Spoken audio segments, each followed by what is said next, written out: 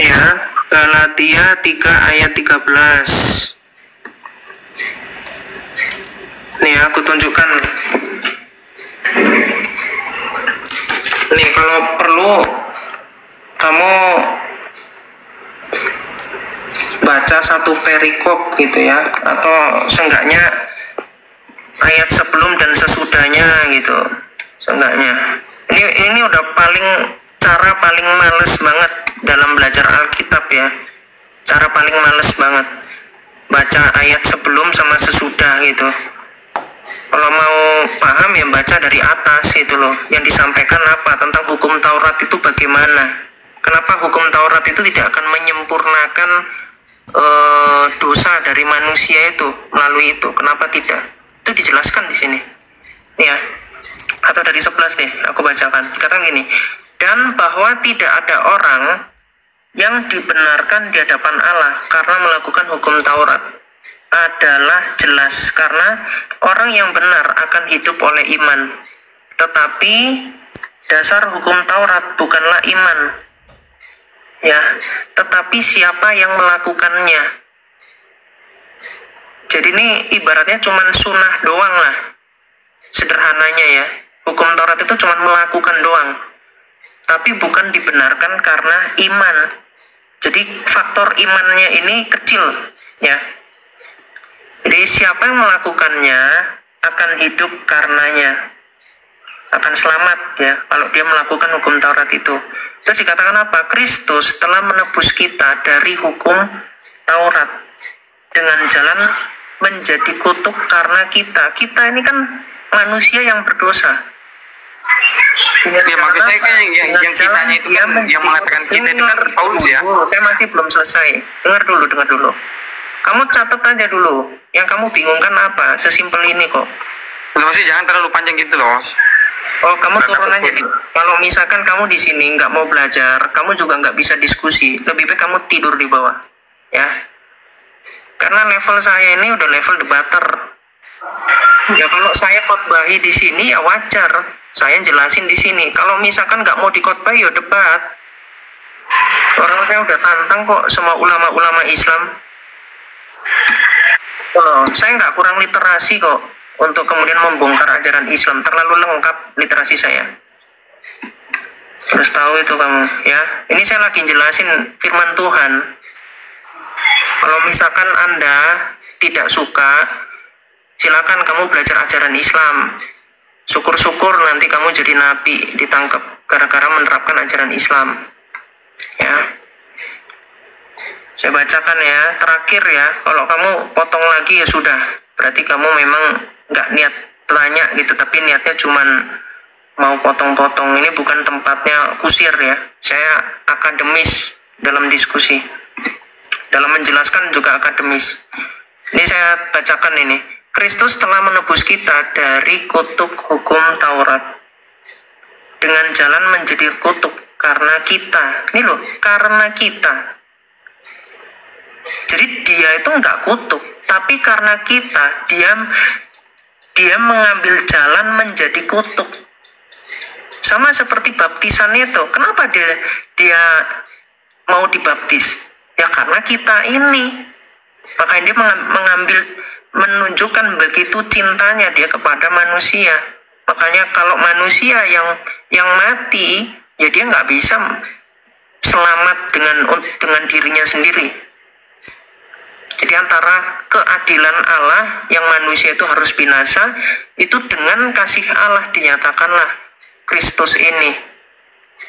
Jadi karena Allah yang kasih dan adil itu, maka manusia itu bisa diampuni dan manusia bisa diselamatkan. Ya. Karena kita, sebab ada tertulis, terkutuklah orang yang digantung pada kayu salib. Jadi ini berbicara tentang nubuatan ya. Bahwa orang yang digantung di atas kayu salib, yang mana Kristus di situ mengambil jalan menjadi kutuk karena manusia yang berdosa. Itu bentuk cintanya Tuhan itu kepada manusia itu seperti itu. Yesus Kristus telah membuat ini supaya di dalam Dia berkat Abraham sampai kepada, karena Abraham ini dikatakan sebagai bapak orang beriman ya. Teman-teman bisa baca Kejadian 15 ayat 6, di Roma 4 juga ada. Ayat 12 sampai 14. Berkat Abraham sampai kepada bangsa-bangsa lain. Ya. Dengar dulu. Sehingga oleh iman kita menerima roh yang telah dijanjikan itu. Jadi di dalam Kristus manusia bisa menerima Roh Kudus. Ya makanya ada pencurahan Roh Kudus. Seperti itu. Jadi sudah saya jawab ya, kita ini adalah manusia. Jadi bukan Kristusnya yang nggak ada angin, nggak ada hujan, tiba-tiba dikatakan terkutuk. Justru dia mengambil kutuk. Jadi kalau dia mengambil kutuk, karena dia tidak terkutuk, makanya dia mampu mengambil kutuk itu dan dia mampu mengalahkan kutuk itu. Ya, makanya ini saya tegaskan ya. Di 1 Korintus 15. Justru kutuk itu diberikan kepada iblis. Nih, 1 Korintus 15 ayat 45 ya. Coba bentar. Nah, ini ayat 55 nih. Ayat 55. Dikatakan apa di sini? Hai maut, di manakah kemenanganmu? Hai maut, di manakah sengatmu? Sengat maut ialah dosa, dan kuasa dosa ialah hukum Taurat. Kenapa? Karena orang ketika melakukan hukum Taurat itu bukan karena iman, tapi cuman karena dia itu mampu melakukannya. Tetapi itu adalah hukum Tuhan yang diberikan kepada manusia untuk mempersiapkan manusia itu menerima hukum kasih itu. Ya, makanya kalau udah dengan hukum kasih jangan malas-malas. Ada aturan untuk ibadah, ya ikuti aturan ibadah itu, gitu loh. Karena semua juga ada aturannya. Tetapi syukur kepada Allah yang telah memberikan kepada kita kemenangan oleh Yesus Kristus. Jadi Yesus Kristus yang membawa kutuk semua manusia itu, kutuk kebinasaan manusia itu dibawa oleh Yesus, dan Yesus itu telah menang. Ya. Karena itu saudara-saudaraku yang kekasih, berdirilah teguh, jangan goyah, dan giatlah selalu dalam pekerjaan Tuhan, di dalam pelayanan, dalam pengabaran ya.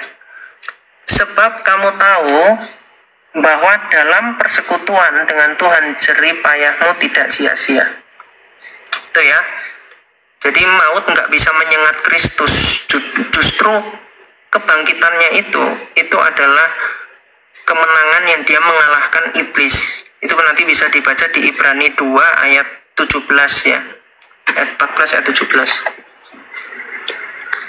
Oke, seperti itu ya. Jadi itu bukan penghujatan, justru memang dosanya manusia itu adalah kutuk. Ketika Yesus menebus dosa manusia, berarti dia harus membawa kutuk itu. Tapi bukan berarti Yesus itu terkutuk, justru dia mengambil kutuk itu dan menghancurkan kutuk itu. Oke. Begini loh, di situ kan tadi kan ada kalimatnya orang ya, betul ya? Terkutuklah orang yang digantung di kayu salib, kan jelas begitu ya? Nah, apakah yang diimani orang Kristen ini sosok Yesus itu manusia? Yesus itu Allah dan manusia. Berarti ada dua natur. Oke. Nah, terus kalau misalnya contoh, ini kan ada dua natur ya. Tadi dibilang apa tadi? Satu manusia, satu apa? Kodrat insani dan ilahi. Kolose 2 ayat 9. Jadi kenapa pada waktu dia tersalibkan itu dia kan masih hidup di situ ya? Kenapa dia memanggil begini? Dia panggil Tuhan, Tuhan. Kenapa engkau meninggalkan aku begitu? Maksudnya dia kan juga bertuhan. Kalau begitu kan kalimatnya seakan-akan anak Bunda Maria ini juga mempunyai Tuhan begitu loh. Kan begitu? Karena dia juga memanggil Tuhan. Oke. Nah, kenapa orang Kristen menuhankan anak Bunda Maria ini? Bukan mentuhankan, Yesus itu sejak awal itu Tuhan. Ya, dan Bunda Maria pun mengatakan bahwa Yesus ini adalah Allah ya. Kamu baca tuh ketika malaikat Gabriel itu datang kepada dia. Jadi poinnya tuh begini. Kenapa Yesus itu mengatakan Eli Eli lama sabatani? Yang pertama itu kutipan dari Mazmur Daud di dalam Mazmur 22, yang mana ketika bangsa Israel itu merasa mereka itu melakukan suatu kesalahan, melakukan dosa. Salah satunya juga ketika hari raya Purim itu juga diikrarkan, dibacakan Mazmur 22 itu, yang dikatakan gini ya, aku tunjukkan. Nanti akan aku jelaskan ya detailnya ini supaya tahu dulu definisinya dan Mesias itu apa. Kenapa dikatakan Immanuel? Soalnya kepanjangan lah, Bos. Kamu kalau nggak mau dengar, ya nggak usah tanya. Nggak dapet poinnya. Ya kalau nggak dapat poin, ya, karena kamu Islam.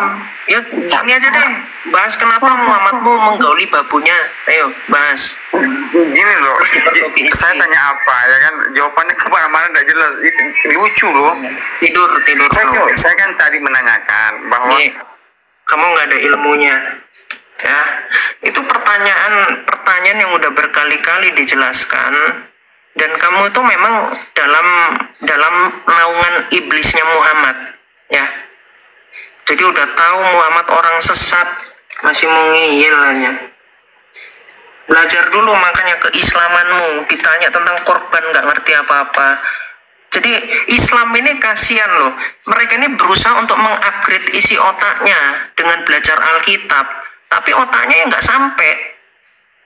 Karena yang pertama mereka sendiri ini nggak ngerti tentang ajaran Islam, nggak ngerti, apalagi mau belajar kekristenan. Tentang kurban aja nggak ngerti, tentang sunat aja nggak ngerti, tentang mana Taurat, mana Injil, apa itu perjanjian lama, kenapa harus ada perjanjian baru, nggak ngerti. Sejarah nggak ngerti apalagi. Nanti kalau ditanya kenapa Injil kok di zamannya Musa, di dalam Quranmu nggak ngerti, dalam surat 7 157. Jadi banyak hal yang muslim ini nggak ngerti apa-apa, tapi kamu berusaha untuk belajar yang sesuatu yang kamu lihat ke atas saja kamu nggak bisa gitu, terlalu tinggi. Tapi kekristenan ketika ngelihat ini contoh ya, saya kasih tahu ya. Ini contoh nih. Ini orang Kristen pasti ketawa nih, orang Kristen di mana-mana kalau ngelihat yang kayak begini nih. Tapi kalian ketika diketawain, kalian nggak ngerti kok diketawain sih, apa sih yang lucu sih? Ya karena kalian nggak ngerti tentang hukum Taurat. Nih lihat. Ya, Abu Daud 2407 ini derajat hadisnya sahih ya. Dikatakan apa ini? Muhammad bersabda, aku diperintahkan pada hari korban untuk menjadikan hari raya. Allah Azza wa Jalla menjadikannya untuk umatku. Seorang berkata, bagaimana pendapat Anda jika aku hanya mendapatkan hewan korban betina? Ya, di Imamat 4 itu diperbolehkan loh korban hewan betina. Tapi apakah aku boleh berkorban dengannya? Beliau berkata, tidak boleh korban hewan betina, ini udah salah. Ya, akan tetapi engkau ambil sebagian rambutmu, ini makin ngaco lagi. Ada korban rambut, ada kuku, serta gunting kumismu, dan engkau cukur bulu jemu, ini loh, bulu bawah ini loh. Maka itulah korbanmu yang sempurna di sisi Allah Azza wa Jalla. Ini apa ini? Ini akibat nggak ngerti isi dari Taurat, cuman katanya mengimani, padahal cuman ngeklaim doang. Ada kayak gini ajaran apa ini? Nanti sunat lagi, ada sunat perempuan. Apa nggak belajar apa? Sunat laki-laki betul menyehatkan, walaupun itu esensinya harus dipahami ya. Sunat itu kan sebagai perjanjian Allah dengan Abraham, dengan Abram ya, nama sebelum dia disunat. Dan sunat Kristus itu adalah baptisan ya. Jadi menanggalkan daging atau tubuh yang lama gitu ya, manusia yang lama itu ditanggalkan. Itu makanya sunat itu kan berbicara tentang ini keturunan, tapi juga berbicara tentang daging yang dibuang untuk kemanusiaan, atau karena iman Abraham dibenarkan ya kan, kejadian Abram ya, kejadian 15 ayat 6. Jadi bukan karena perbuatannya, tapi karena imannya. Makanya Abraham disebut sebagai bapak orang beriman, karena itulah tipologi dari Kristus.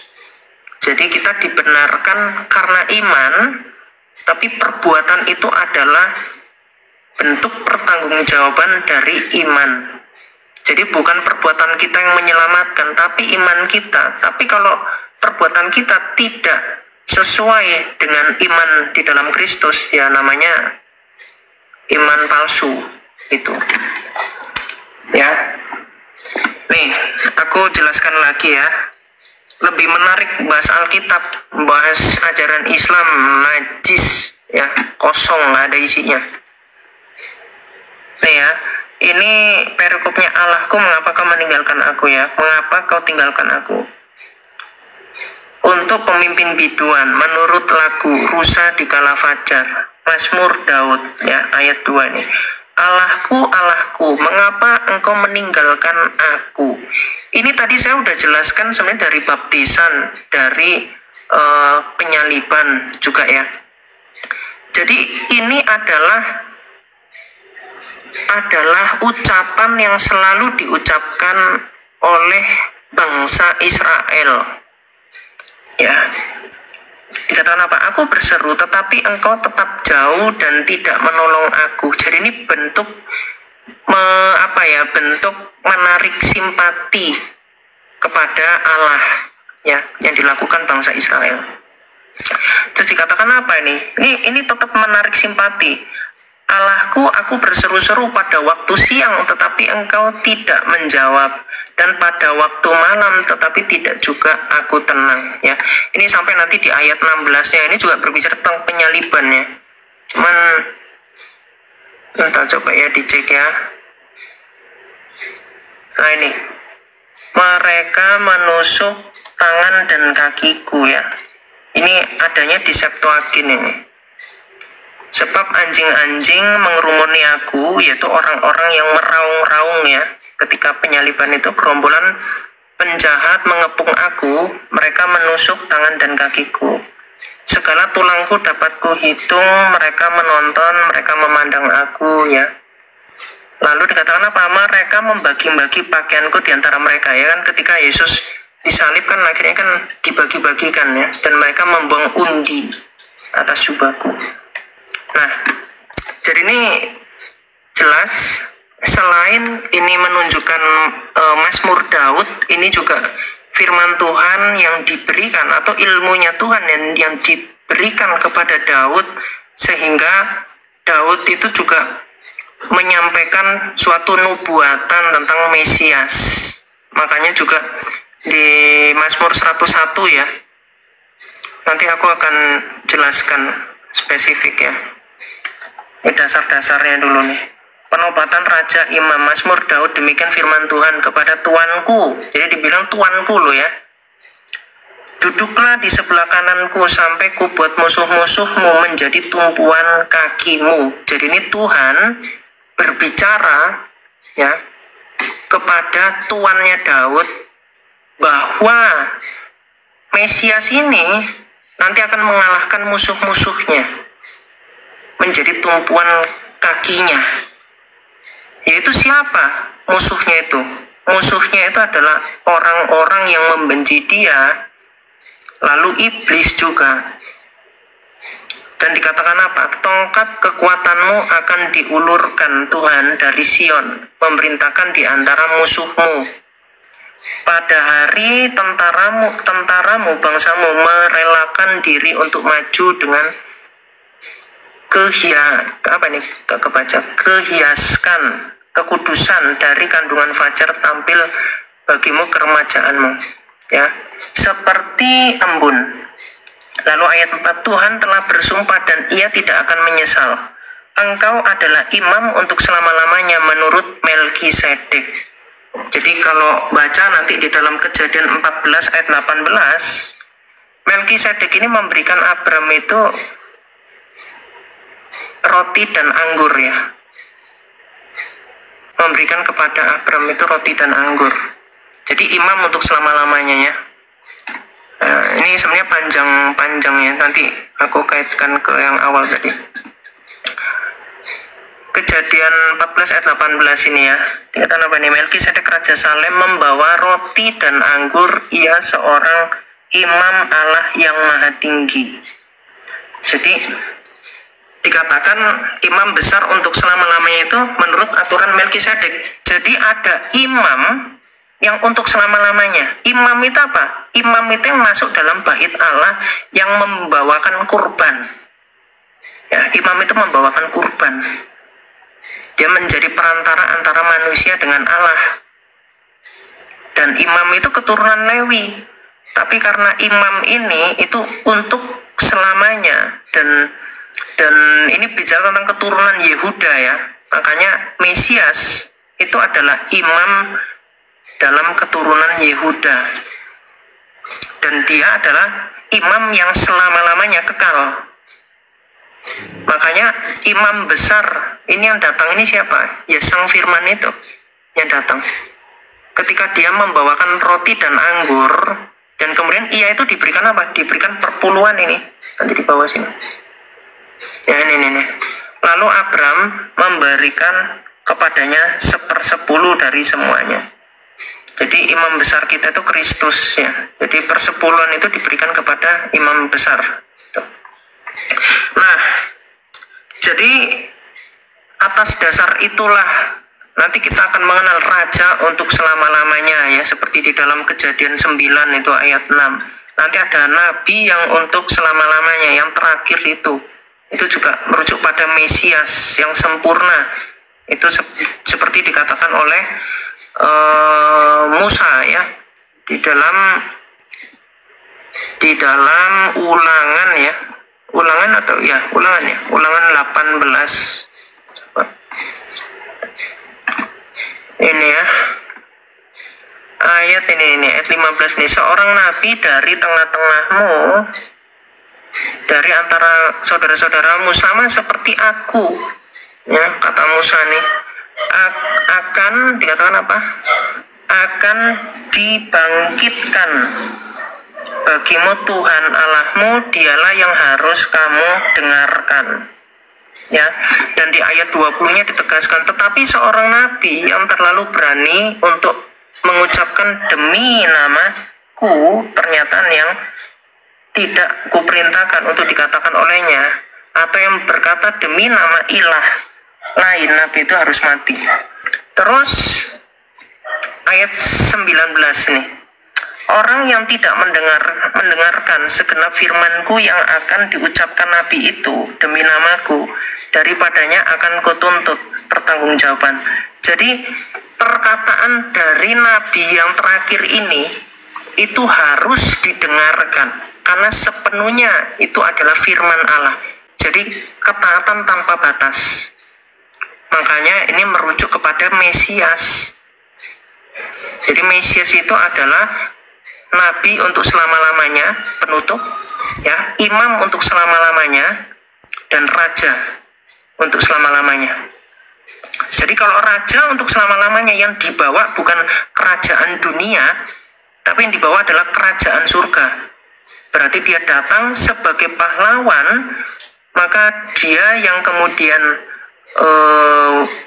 menyerahkan diri untuk semua manusia, dan dia ketika mati lalu dia bangkit, maka dia sebagai penebus bagi manusia. Jadi imam itu yang menjadi perantara antara manusia dengan Allah yang terkait dosa ya.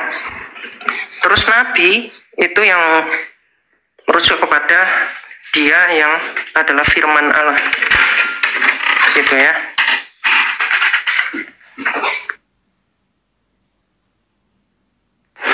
Oke, jadi kita kembali kepada Eli lama sabachthani ya, tadi yang di Mazmur 22. Jadi itu berbicara tentang penyaliban yang nanti kita cek di dalam Yesaya 7 ayat 14 ya. Jadi mereka ini mengatakan, Allahku, Allahku, mengapa engkau meninggalkan aku? Ini kan jeritan dari manusia yang berdosa. Terus kita lihat di dalam Yesaya 7 ayat 14. Bahwasanya di situ Mesias dikatakan sebagai apa? Yang akan lahir dari seorang wanita yang perawan ya, dan akan melahirkan seorang anak laki-laki, dan ia akan menamakan dia Immanuel. Ya, yang akan menamakan dia Immanuel. Sekarang kita cek di dalam Matius 1 ya. Matius 1 ayatnya yang ke-23 ya. Dikatakan apa? Di sini tentang kelahiran Kristus ya.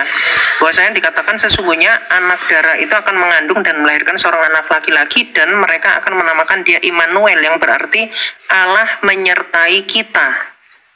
Ya. Maksudnya bagaimana?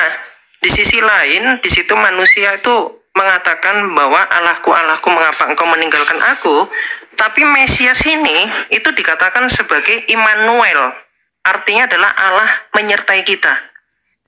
Jadi apa yang dikatakan oleh Tuhan Yesus ketika di atas kayu salib, Eli Eli lama sabachthani, itu adalah seruan atau bentuk kerendahan hati dari Kristus. Dia membacakan Mazmur Daud, yang mana itu adalah bentuk gambaran dari manusia yang ketika dia itu mengatakan bahwa Allahku, Allahku, mengapa engkau meninggalkan aku? Sedangkan Yesus Kristus itu adalah Immanuel. Yesus Kristus adalah Allah yang menyertai manusia. Ya, jadi kalau dalam sudut pandang saya yang saya pahami ya, karena itu adalah bentuk sarkas kepada manusia, tapi itu juga menunjukkan kerendahan hatinya, sama seperti baptisan. Baptisan ini kan menunjukkan manusia yang berdosa. Loh, ngapain Yesus mau terlihat seperti orang yang berdosa? Dia kan nggak berdosa. Jadi itu bentuk kerendahan hati, termasuk juga salib ya. Yang harusnya mati ini kan manusia. Makanya upah dosa ialah maut kan, kematian. Seperti terlihat seperti Yesus ini berdosa makanya dia mati. Tapi kan Yesus mengatakan apa? Tidak ada seorang pun yang dapat mengambil nyawaku. Jadi Yesus berkuasa atas nyawanya sendiri di dalam Yohanes 10 ayat 17 sampai 18. Makanya dia pun mengatakan bahwa aku dapat mengambil nyawaku kembali. Jadi Allah Tritunggal ya, yang membangkitkan kodrat kemanusiaan dari Kristus. Jadi makanya ada ayat yang berkata Allah yang membangkitkan Tuhan, terus juga Sang Anak juga membangkitkan dirinya sendiri. Roh Kudus pun juga membangkitkan kodrat insani dari Yesus Kristus. Itu harus selalu dipahami dalam ranah Trinity, dalam ranah Kristologi. Terus juga sudut pandang perjanjian lama gimana, imam, raja, dan nabi itu bagaimana. Raja itu juga sebagai hakim ya, imam itu sebagai perantara, nabi itu sebagai penyampai firman Allah. Jadi dia adalah sang firman. Makanya Yesus pun mengatakan, aku tidak dapat berkata-kata dari diriku sendiri. Maksudnya apa? Nggak mungkin sang anak ini berkata-kata dari dirinya sendiri. Kalau dia berkata-kata dari dirinya sendiri, berarti dia terpisah dari sang Bapa. Sedangkan sang anak dengan Bapa ini satu. Itu lagi menjelaskan tentang Trinitas, bagaimana relasi antara sang Bapa dengan firman-Nya ini, dengan anaknya ini. Ya, makanya dikatakan di dalam Yohanes 5 ayat 19-20, Bapa bekerja, anak pun bekerja. Jadi tidak mungkin Bapa mengerjakan segala sesuatu tanpa anak. Kalau begitu berarti terpisah konsepnya. Sedangkan baik anak maupun Roh Kudus itu di dalam diri Allah yang satu ini, yang Esa ini. Begitu.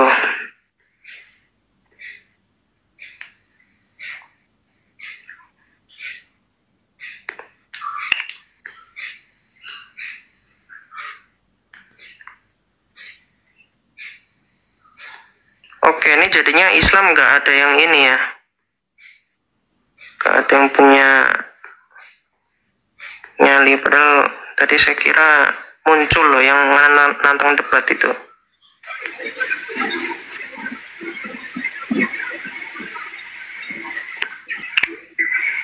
Julhahar.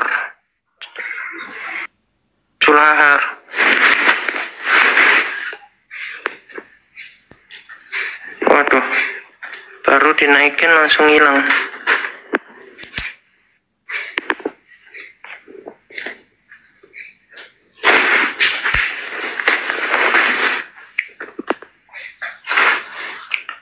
Oke ya, poinnya nggak ada lah penantang.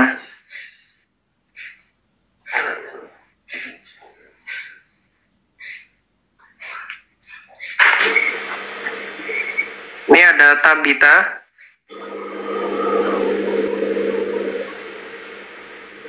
Selamat malam Tabita.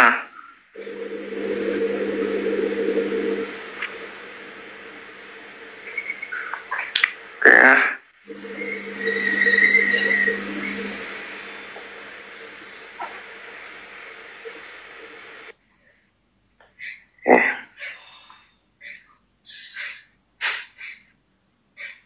Tidak ada ya orangnya.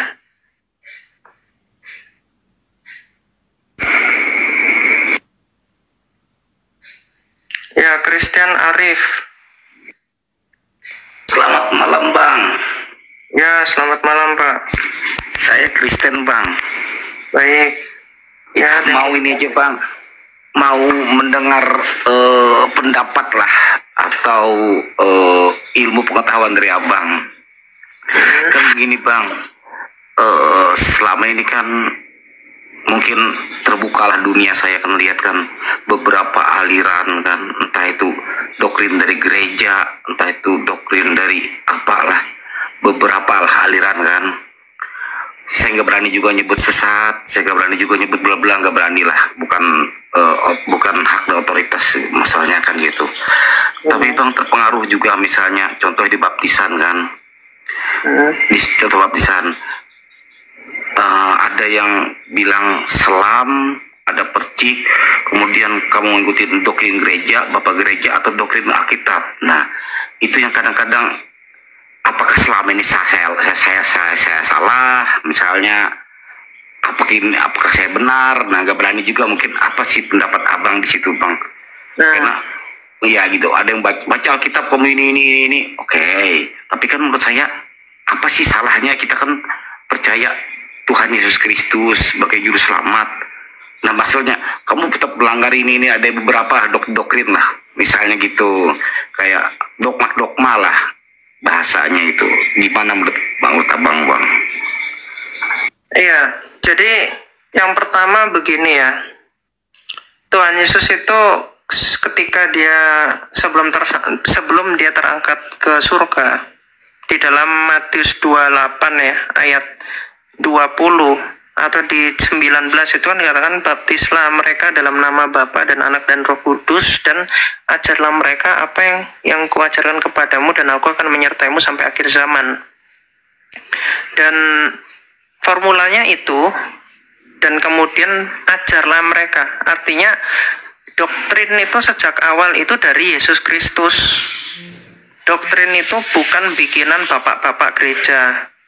Tentu bapak-bapak gereja itu melanjutkan dari apa yang diajarkan ke mereka sebelumnya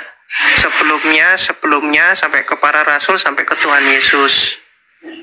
Jadi ajaran Kristen itu satu, nggak ada jamak.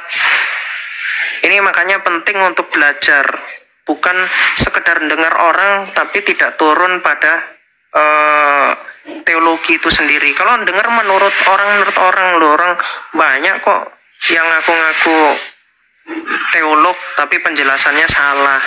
Makanya aku selalu bilang untuk kembali kepada ajaran gereja mula-mula.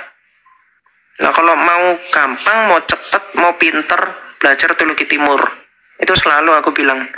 Kalau nanti teologi barat itu karena jauh dari timur, keterbatasan bahasa, terus memang cukup ini ya, karena jauh kan antara timur dengan barat itu jaraknya. Jadi makanya akan lebih cepat gitu ya, karena di timur itu mereka udah banyak orang-orang dari Alexandria, ini orang-orang jago-jago lah intinya. Makanya teologinya udah proper. Nah, ini tentang baptisan.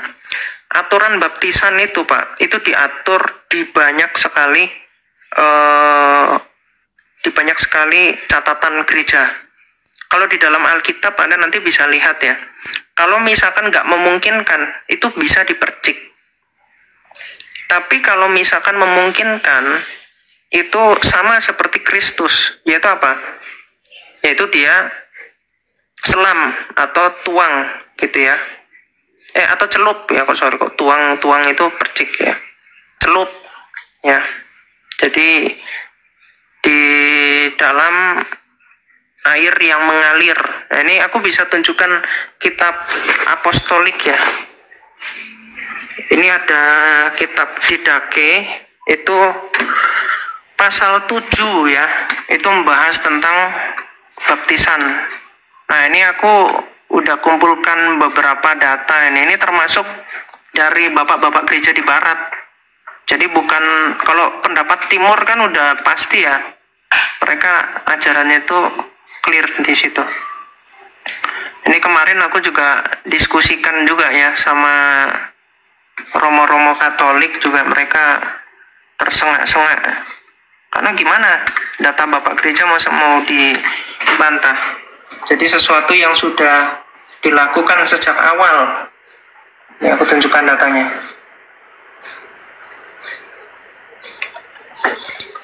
Kitab Didache-nya, bentar. Aku bukakan juga sama Didache ya.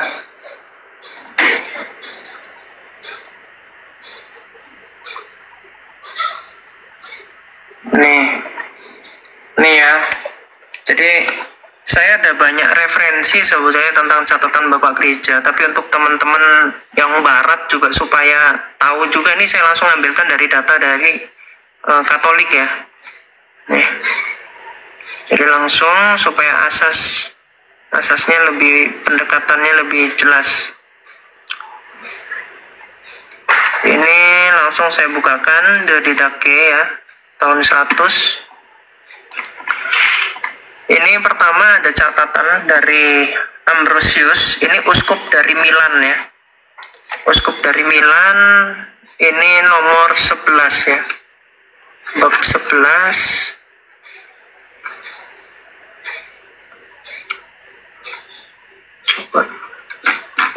Bentar. Oh, kelewatan lain ini. Dikatakan apa di sini? Air adalah tempat daging dicelupkan. Ya. Agar semua dosa jasmani dapat dibersihkan. Semua kejahatan dikuburkan di sana. Nah, ini kalau mau dasarnya di mana? Ada dalam Alkitab ya. Gampang lah, di dalam Roma 2, Roma 4, Roma 6. Baca sama Kolose 2, Kolose 4. Itu ya. Ini aku tunjukkan dari catatan Bapak Gereja. Terus ini ada dari Tertullianus ya, bab 7. Tertullianus ini seorang yang ahli hukum, dan kemudian dia menjadi pengikut Kristus, yang dia menulis banyak sekali catatan kekristenan yang sampai hari ini tuh bermanfaat. Bentar. Nih, tentang pengurapan. Ini krisma ya. Krisma itu dilakukan setelah baptisan. Dikatakan gini, sesudah ini ketika kita telah keluar dari kolam, kita diurapi sepenuhnya. Jadi krisma. Jadi baptisan lalu krisma. Nih, keluar dari kolam. Terus lebih dekat lagi ya. Ini di dalam kitab Didache bab 7. Nah, ini mengenai baptisan dikatakan apa? Dan mengenai baptisan, baptislah dengan cara ini. Ini kitab apostolik ya, yang mana digunakan oleh gereja awal. Aturan ini digunakan oleh gereja sejak awal. Bahkan ketika melakukan bantahan-bantahan dari ajaran-ajaran yang lain, itu sering ini dikutip oleh bapak-bapak gereja. Nih, Elang bilang krisma beda dengan baptisan. Memang beda, kan aku udah bilang. Itu kan pengurapan setelah baptisan. Ini fokus ya, jangan sampai meleng. Krisma itu dilakukan setelah baptisan. Dengar baik-baik. Dan mengenai baptisan, baptislah dengan cara ini, seperti terlebih dahulu mengatakan semua hal ini. Baptislah ke dalam nama Bapa dan Putra dan Roh Kudus. Matius 28 ayat 19. Dalam air hidup. Tetapi jika kamu tidak memiliki air hidup, baptislah ke dalam air yang lain. Dan jika kamu tidak dapat dengan air dingin, dalam air hangat. Tetapi jika kamu tidak memiliki keduanya, tuangkanlah air 3 kali ke atas kepala ke dalam nama Bapa dan Putra dan Roh Kudus. Jadi kalau kita nggak bisa yang awal ini, maka pilihannya adalah tuanglah. Misalkan apa? Misalkan terlalu banyak nih orangnya. Caranya gimana kalau udah terlalu banyak? Berarti tuanglah. Bukan kemudian nggak, malah kemudian ya udah tuang aja lah, nggak usah pakai ini, nggak usah celup atau selam gitu. Nah kalau itu udah menyalahi aturan gereja mula-mula. Jadi nggak usah terlalu ngeyel lah. Memang kekristenan itu punya aturan. Syukur-syukur nggak pakai aturan hukum Taurat kan. Tapi kalau sesimpel itu aja masih dilanggar, berarti ada yang salah gitu. Nah, jadi termasuk ini bapak-bapak gereja tadi udah saya tunjukkan dalilnya ya, dari Ambrosius ya, terkait bahwa baptisan itu apa? Dicelup ini, dicelup. Termasuk tadi Tertullianus